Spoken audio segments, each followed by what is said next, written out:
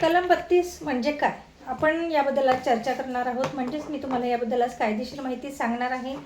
संविधानाचे हृदय आणि आत्मा म्हणजे कलम 32 होय. तुम्ही अगदी बरोबर ऐकलं.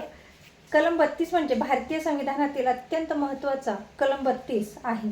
याबद्दल सविस्तर माहिती आज मी तुम्हाला या व्हिडिओमध्ये सांगणार आहे. नमस्कार, मी ॲडव्होकेट वैशाली कोराटे बोलते आहे आणि आपण माझं लीगली चॅनल म्हणजे कायदेशीर चॅनल हे बघत आहात.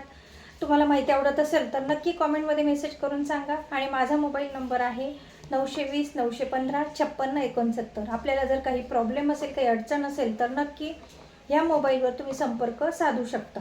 डॉक्टर बाबासाहेब आंबेडकर यांनी कलम 32ला भारतीय संविधानाचे हृदय आणि आत्मा असे म्हटलेले आहे, म्हणजे संबोधले आहे.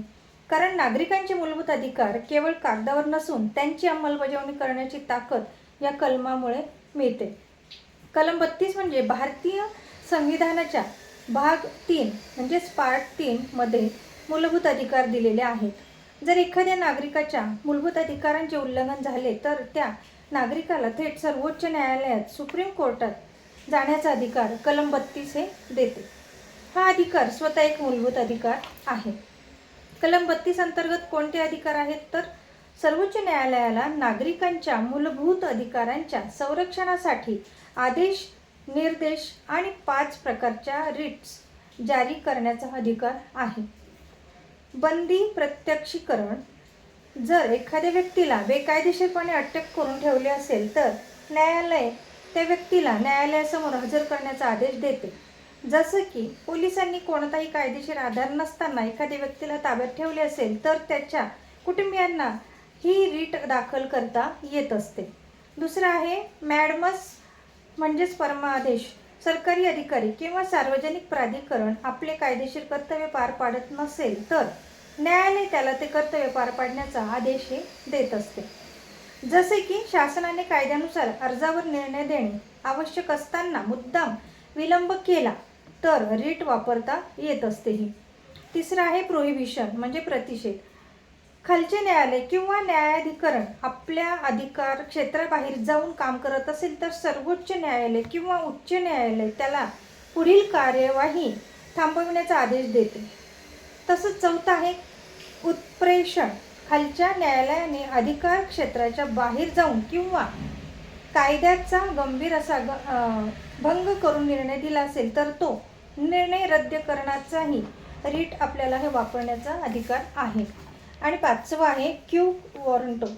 कोणतीही व्यक्ती एखादी सार्वजनिक पद किंवा बेकायदेशीररित्या धारण करत आहे का याची चौकशी करण्यासाठी ही रीट दाखल केली जात असते. कलम 32 कधी वापरता येतं? जर समानतेच्या अधिकाराचे उल्लंघन झाले असेल तर, अभिव्यक्ती स्वातंत्र्यावर बेकायदेशीर बंधने येत असतील तर, बेकायदेशीर अटक करत असतील तर आणि धार्मिक स्वातंत्र्याचा भंग होत असेल तर, इतर कोणत्याही मूलभूत अधिकारांचे उल्लंघन झाल्यास कलम 32 हे वापरता येत असते. महत्त्वाचे न्यायालयीन निरीक्षण. सर्वोच्च न्यायालयाने अनेक निर्णयात स्पष्ट केले आहे की मूलभूत अधिकारांचे उल्लंघन झाल्यास कलम 32 अंतर्गत नागरिकांना न्याय मिळण्याचा घटनात्मक अधिकार आहे. आता महत्त्वाचं म्हणजे कलम 32 हा स्वतः एक मूलभूत अधिकार आहे.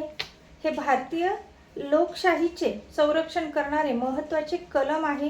नागरिकांना न्याय मिळवून देण्याचा घटनात्मक मार्ग उपलब्ध करून देते. तसंच डॉक्टर बाबासाहेब आंबेडकर यांनी याला संविधानाचे हृदय आणि आत्मा असे म्हटलेले आहे. म्हणून आपण सर्व भारतीय नागरिकांनी कलम 32 हे समजून घेणे अत्यंत आवश्यक आहे. कारण अधिकार दिलेले असले तरी त्यांचे संरक्षण करण्याची यंत्रणा नसेल तर त्या अधिकारांना काहीच अर्थ राहत नाही. म्हणून भारतीय संविधानाने नागरिकांना थेट सर्वोच्च न्यायालयात जाण्याचा हा अत्यंत महत्त्वाचा अधिकार दिलेला आहे. आपल्याला कलम 32 बद्दल ही माहिती कशी वाटली नक्की मेसेज करून सांगा. लाईक करा, शेअर देखील करा. धन्यवाद.